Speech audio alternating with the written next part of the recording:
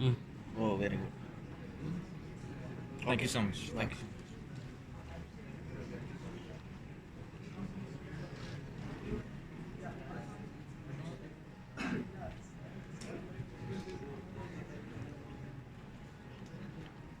Professional ఏది? దీన్ని అనుకున్నాను గ్రౌండ్లో కనపడుతుంది స్థాయిలో పెంచి ఆహా, అవును. పడిపోతారు కింద. కానీ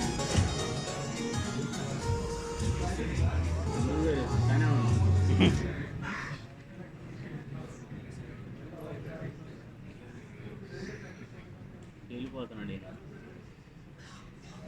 ఇక్కడ వెళ్తున్నట్టున్నారు.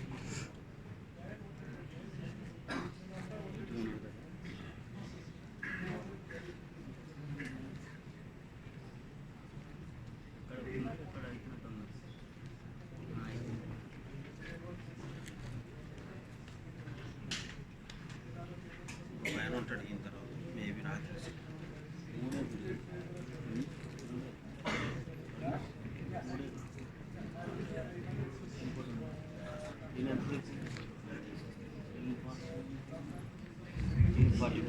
ఇంకొక లైన్ ఐదైతే ఆడైదు ఇంకా.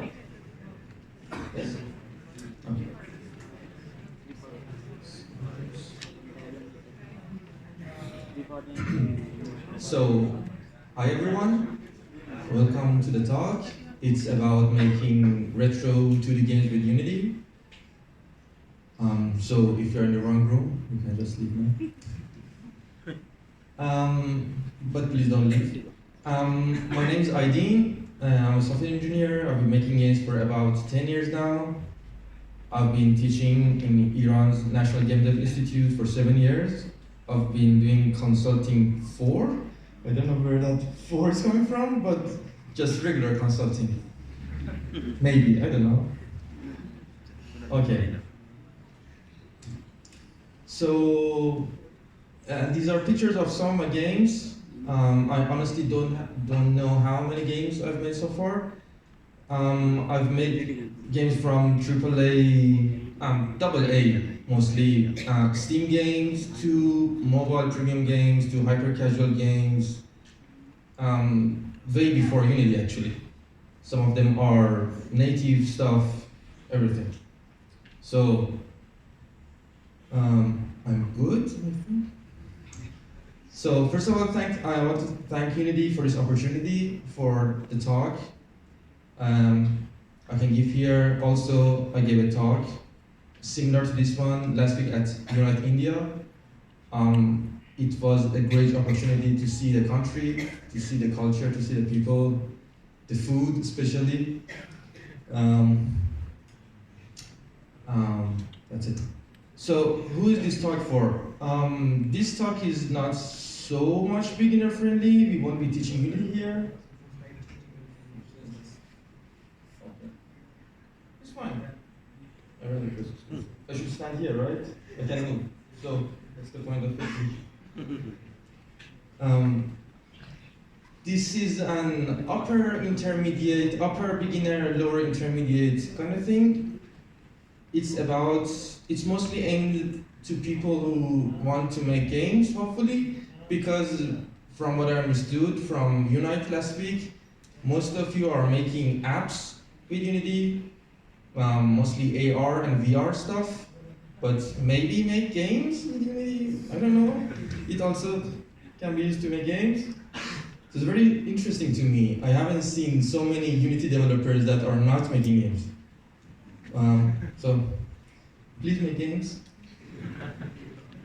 So we will not be teaching basics here. I assume you know what colliders are, what triggers are, what basic stuff are. I think you are here for editor stuff, so my talk is very basic. I'm ashamed.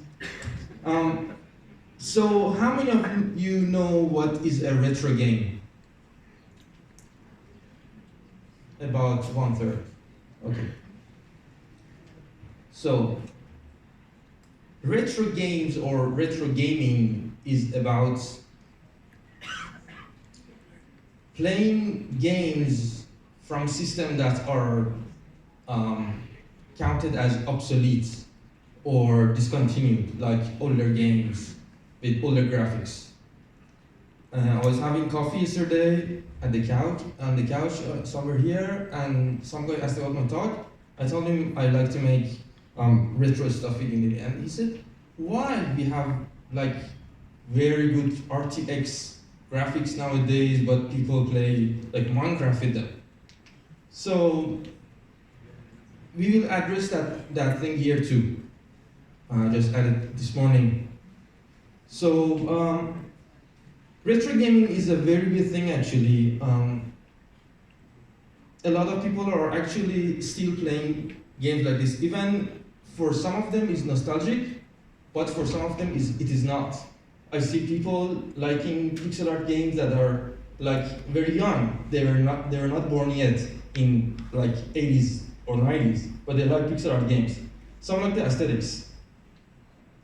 And there are still even people making games for those consoles right now.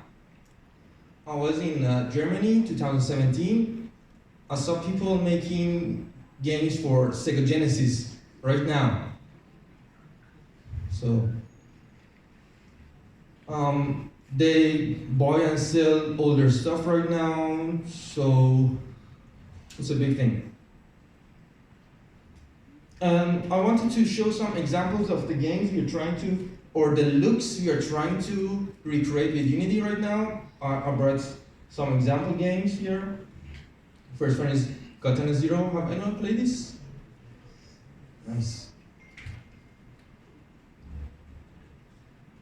So as you can see, it has pixel art aesthetics, but also has new and modern features added to it, like lighting systems. Older systems didn't have lighting.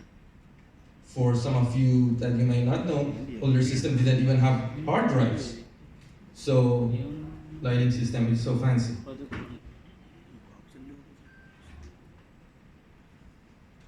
It's a bit gory, so if there are children here, please don't look. Thank you. I used to play Doom when I was like 5. So another game released this year, last year, I don't know, is The Messenger. The funny thing about this game is that, spoiler alert, so hold your ears if you don't want to know, like this guy, it changes the graphic style like midway through the game. So you're playing in the 8-bit era and you find the master and he changes the graphics and everything is 16-bit now. So I think it's a perfect example for this stuff is this game. It's also very long, like I think I played like 13 hours or something. It's very good. Yeah, so I think I don't need to introduce this one. Yeah. And the best game ever created is this game, obviously. I'm sure you are not laughing sarcastically, but this is my game called Rotgut. It's available on Steam. We are trying to learn how to make. I think I shouldn't have put my game after all those great games, right? It's so great. Okay, just the trailer. It should be playing. Why should it work?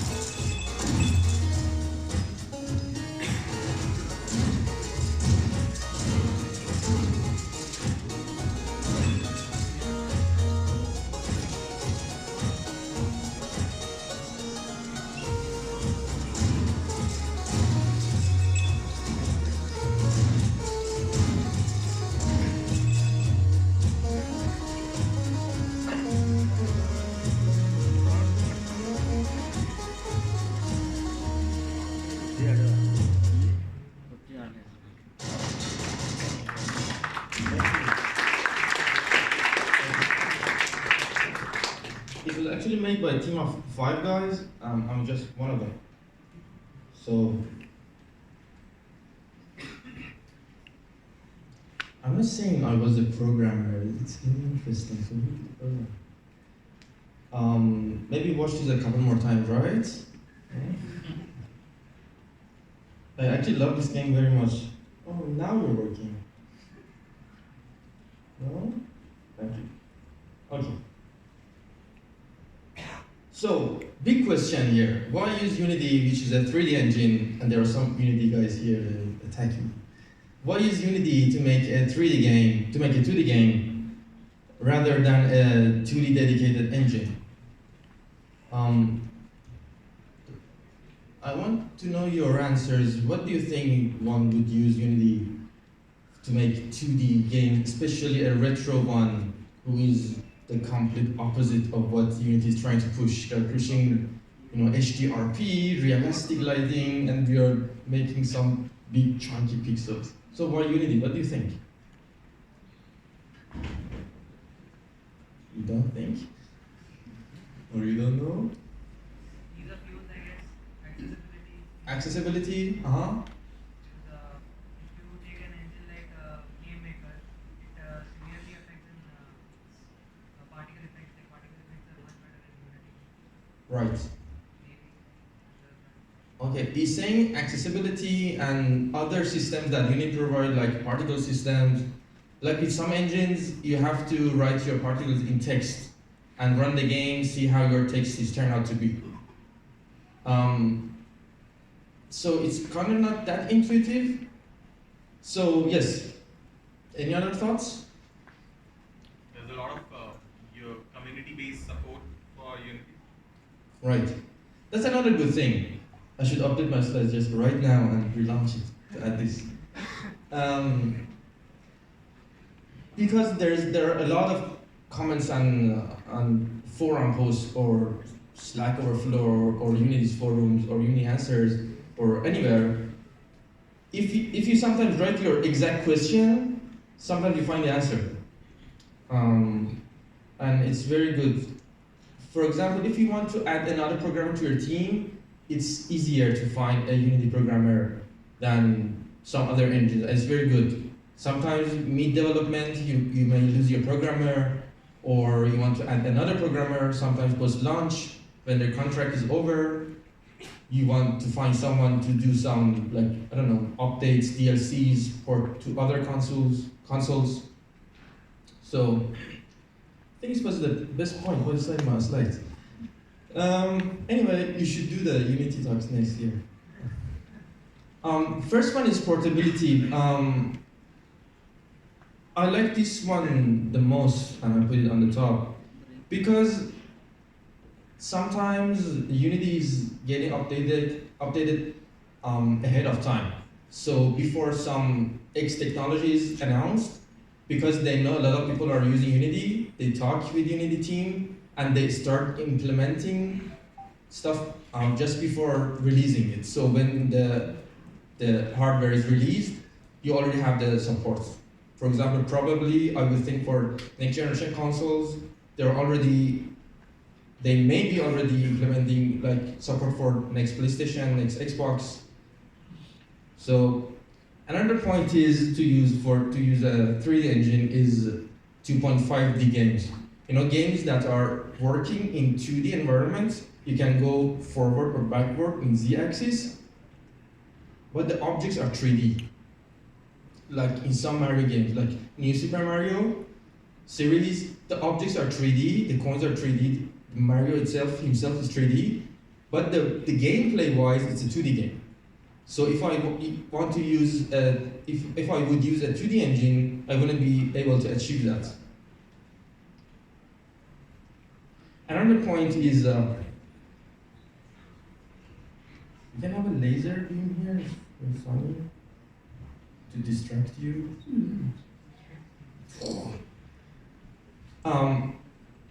Modern day retro, if you want to have 3D lighting with normal maps and stuff like this, or deferred lighting, it's supported in Unity by default. And now I think it's about a year, they have their own 2D dedicated lighting, and it's very good and much more performant than having a 3D lights. See how I'm showing you 3D light? There's no 2D lights in the 3D world. Another point is the editor. Some frameworks or engines actually don't have an editor, but I like Unity editor, so if you may, it's good too.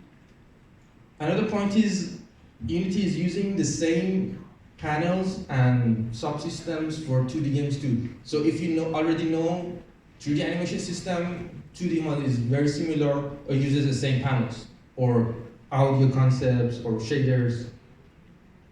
I like C#, and I think it's a very good programming language for making games. And if you learn C#, you can also develop apps. I don't know, ASP.NET stuff, MVC. And it's heavily in development. They are constantly updating, adding stuff, removing stuff. I don't know. And it's good. They are also introducing dots, so I would suggest you to check it out.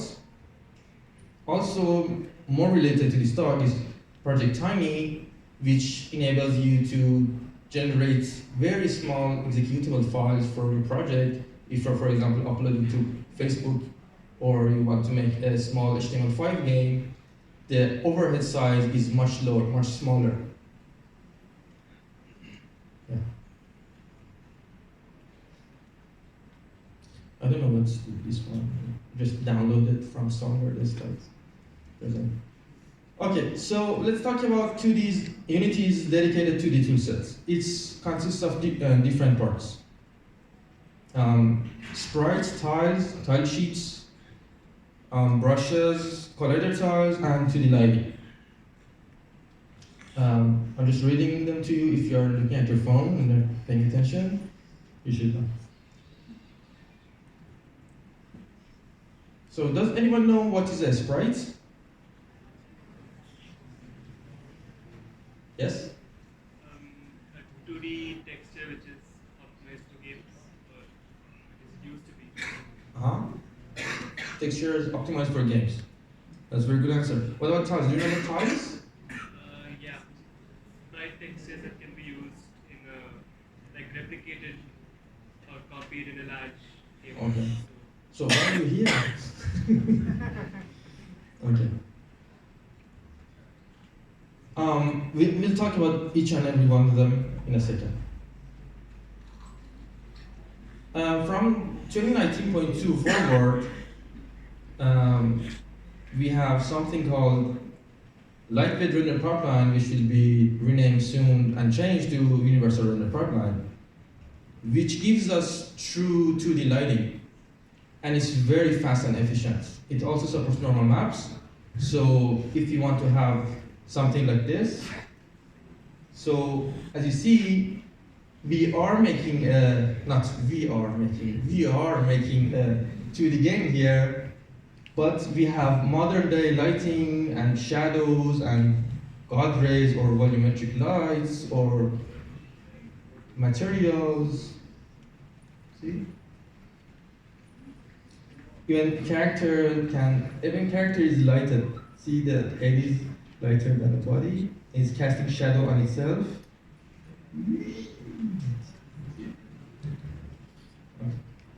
So that's normal maps. These objects are all 2D, but because they have a separate texture on them, it talks to the rendering system to say the light is coming from that way, so it would cast shadow on itself.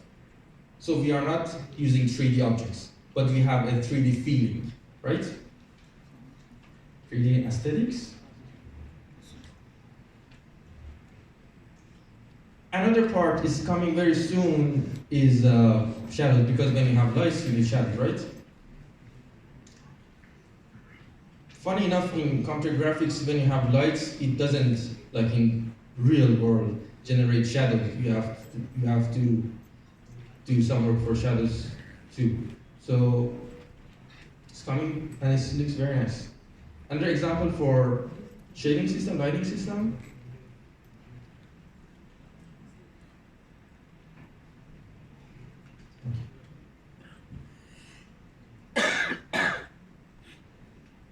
So what's the sprite workflow for Unity? I should have this running in Unity. I'm very sorry because my baggage got damaged during the flight and I lost my laptop, blah blah. So best I could was record some video. The way we work with 2D and it's very efficient and it's still the same way that it used to be back in 80s is called Atlas files. Atlas files are files consisted of different animation, hand-drawn usually, images, and when we import them to Unity, instead of using them at once, it's like a collection of smaller files, like this. So we will tell Unity to cut this up, slice it and dice it, and use each of them separately. So if my character has a run animation of like 30 frames, I wouldn't be loading 30 different files. I would just load a 2048 by 2048 image just once and use different portions of it when the character is running, right? It's the exact same technique used in 80s, like in Nintendo Entertainment System, NES era, for making 2D games. Because it's very efficient.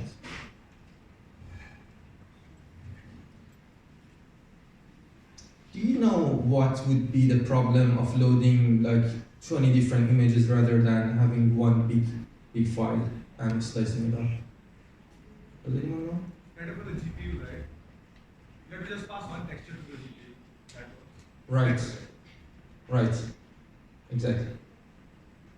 Because we have less overhead. If we change files because of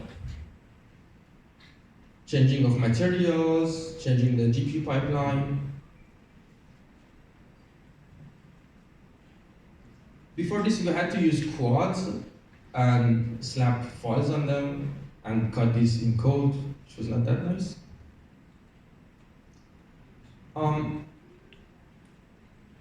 There are two different ways making retro games in Unity or in general.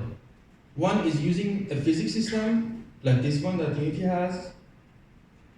It's an implementation of Box 2D, which is a very famous 2D engine, 2D physics engine. And the other one is not using physics at all and do everything manually or by raycast. So it depends on the look you're looking for, you can choose either of them. If your character, like the video of my game I showed you previously, has very tight movements, if you let go of your keyboard or your controller, you want it to stand instantly, or you want to have in control of movements of everything like bullets or characters all the time, you can't really rely on physics system always. Physics are best used when you want to have some simulation, like in an Angry Birds game. You want to throw, sadly, a bird through some crates and see what happens. You don't want to calculate it. You don't have certain expectations. You want to see how it would be simulated. But if you have certain expectations of how your game should exactly work, maybe using raycast would be better, rather than fighting with the physics system every time.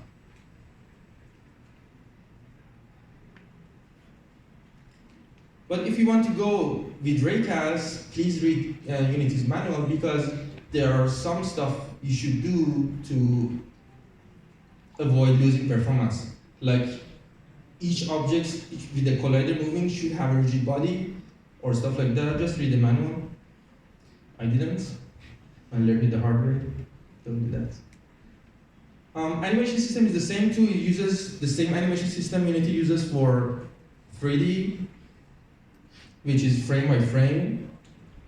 There is another package currently in preview in Package Manager to have rigged character animations in Unity. So you would have bones in your character and have them animated by the bones and have deformation like sucks and stuff like that, right?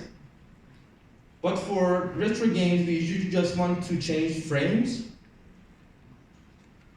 So you would say, if my character is running, start from this frame and play through that frame and repeat. If it's jumping, you can also use the animator to have some kind of state machine, right? Because now we have native 2D lighting, we can have much better particles too. You can use the same particle system that Unity currently has. I think it was codenamed Shuriken, if I remember correctly, right? Shuriken? Right, thank you. And there are certain configuration in the Shuriken or in the particle system that you can use for 2D. For example, if in the trailer we saw when character shoots, it would the empty ammo, empty shotgun shell would bounce off and collide with the ground and bounce for a little. It's a particle, it's not a game object, because it would be very heavy. Imagine if you're shooting a machine gun, it would generate a lot of shells, right? So particle system is very good, but the problem is that you don't have colliders, but right now we can have it. You just assign which layers it would collide with colliders, and it would collide.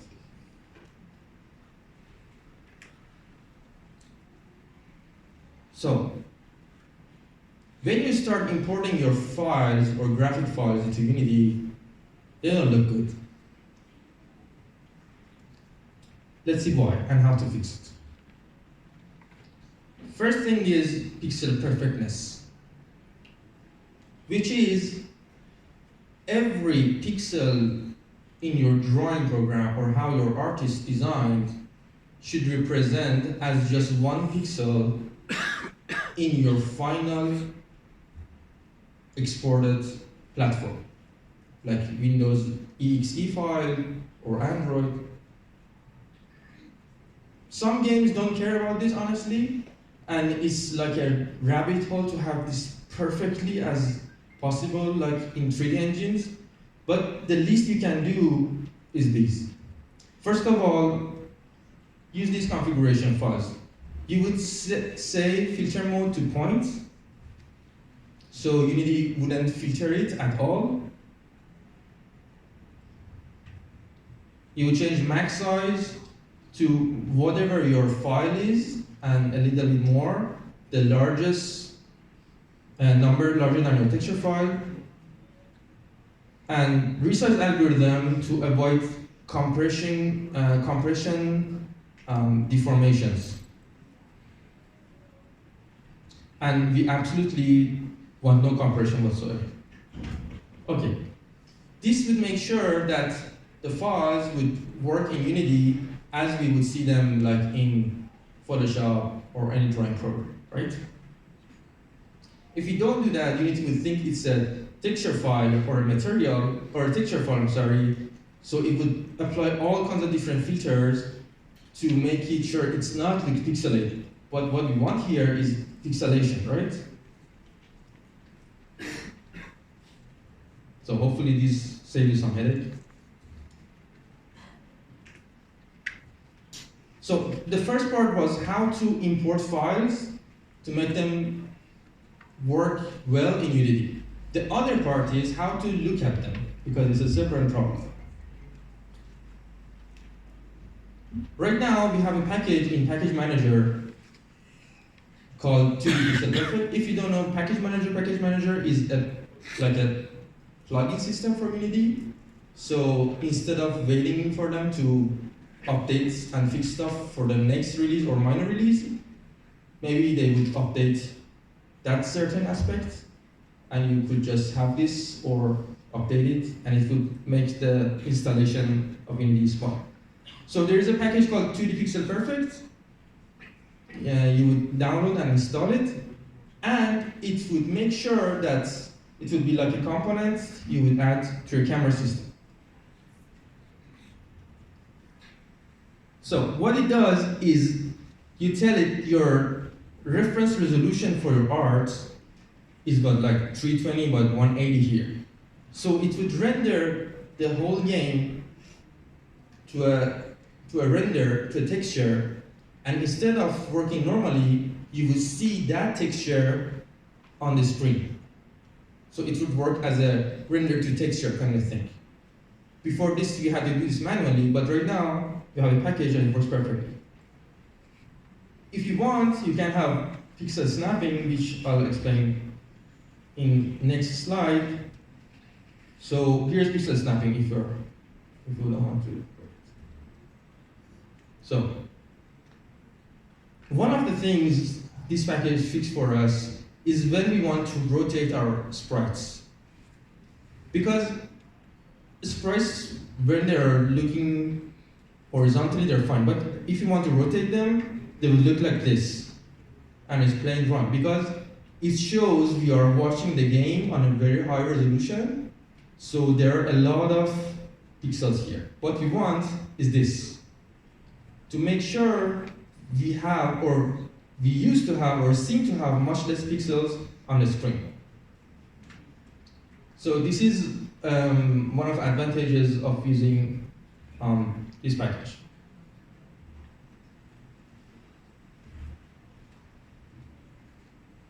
Okay. Another part is pixel snapping. Pixel snapping makes sure that when Unity wants to decide how to render like 10 by 10 sprites on a 100 to 100 or 105 to 105 amount of pixels, how it would choose which pixels to light or which ones to light up, right?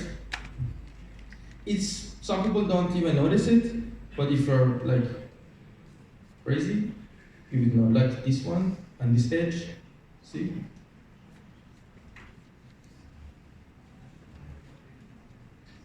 Okay. Another thing is image compression. Do you remember when we fixed compression here? This part? This fixes this.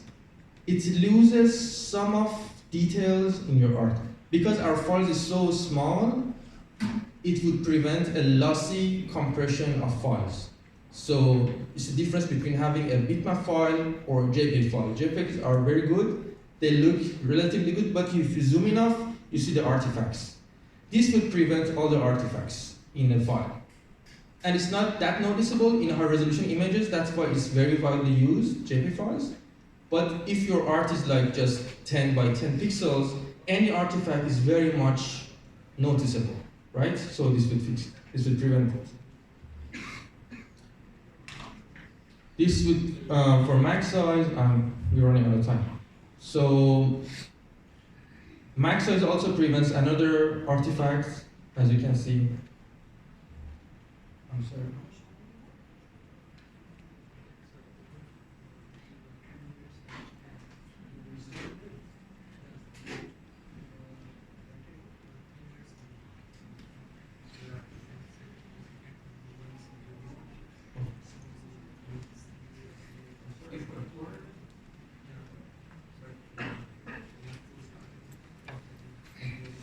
Okay, I'll go faster.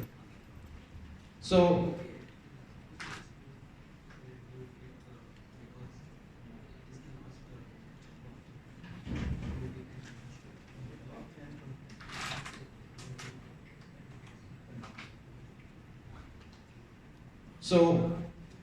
let's see how we would import a tile sheet into Unity.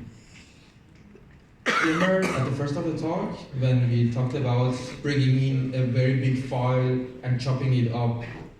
So this is how we would do it.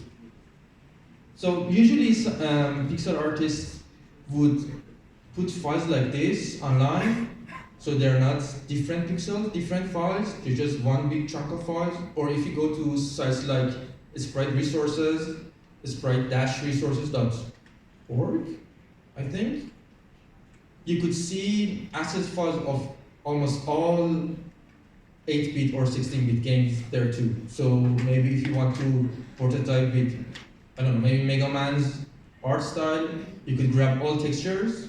Or if you're nerd enough, you could extract the files, textures from the ROM itself. but that's a whole other problem. Let's not go there. So anyway, it would look like this, right? But it's not usable. If I drag this into Unity, it would be like this map of files which would move. Not good. So what we want is to slice it into smaller files. We can do this in 3 ways. First is automatic, and the way it works is that Unity looks at alpha map of the file and tries to dissect the objects around the alpha channel, right? The other part, the other versions of importing Atlas files or spreadsheets is you tell Unity how many columns and rows these files has. So it would count, it would cut based on this. Or you would say the number of it. Same thing. So now our big single file is compiled or composited into a lot of these smaller file sheets, 16 by 16. So it was either cell size, cell count, or automatic.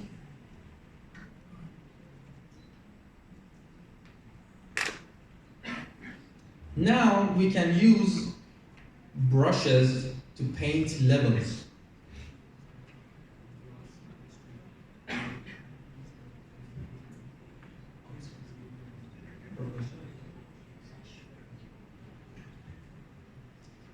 So now we can have brushes. Now that you have brushes in Unity to paint these tiles. So you could draw your map very easy. It's built in Unity. You don't need to buy or download some assets. So you could have different types of brushes if you want to draw a big chunk, have a square brush, or if you want to have some random tiles scattered around, if you're making a very big level and don't want to do everything by hand, or different kind of brushes. And good thing is it's completely open source. You could read the codes and make your own brushes as well. Maybe your game needs certain kind of brush. I don't know, maybe have a very big square of tiles, but each of the tiles are randomized. Right now it doesn't exist in Unity, but you can code it yourself.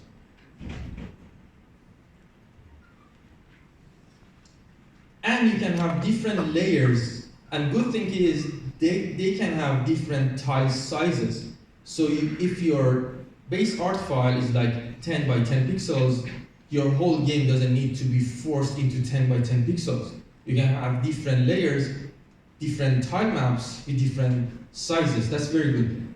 For example, our base tile here is 10 by 10, but we made another layer, tile map layer on top of it with a bigger size. See, it's about like twice in width and twice in height. If it wasn't like this, I had to make sure I put the top right side of the plant there and choose the other tile and choose the other. But if I have a bigger size, I can just put them as I want to. We can have cell padding. So if you don't know what it is, you probably don't need it. But if you know what it is, you should be happy. But it's just graphics, right? It's just visualization. We don't have physics right now. Our objects wouldn't collide with it, or players, right? So to make it collide, we need to have a collision system or a collider around the whole block. So how we add it is to add a tile map collider to our tile map. Problem is, it will generate a small box around each and every one of them. And it's not very good because our character doesn't normally collide with these inner tiles. It would collide with the outer ones, right? So there's another component called composite collider, which would combine all these meshes together, so you would have just one big mesh around your whole tile map. And the best thing is you can modify it or remake itself during runtime. So if you're making something like Broforce, have you played Broforce? Broforce, if you shoot something, the world would change. So we could, like, when we detect the collision, we could destroy the tile, have some effect, and recalculate the bounding box of the tile system, right? Also, it's interesting and very usable if you want to make a map editor for a game.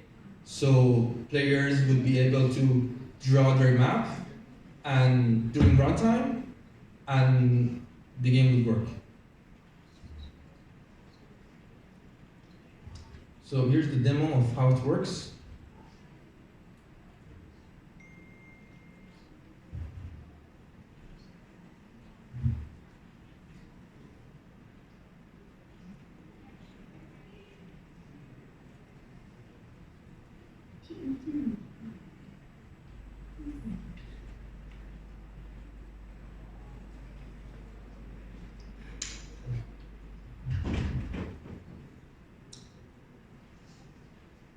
So these are all scriptable objects and very extensible brushes. There's another package on Unity's GitHub page called 2D Extras.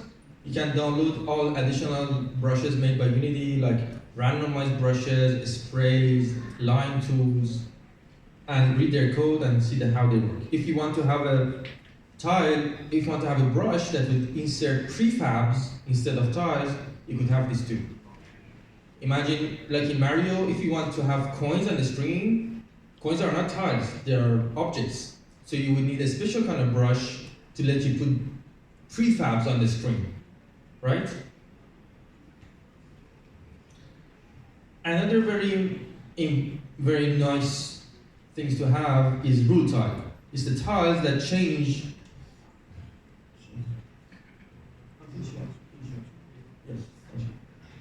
I'm not finishing yet.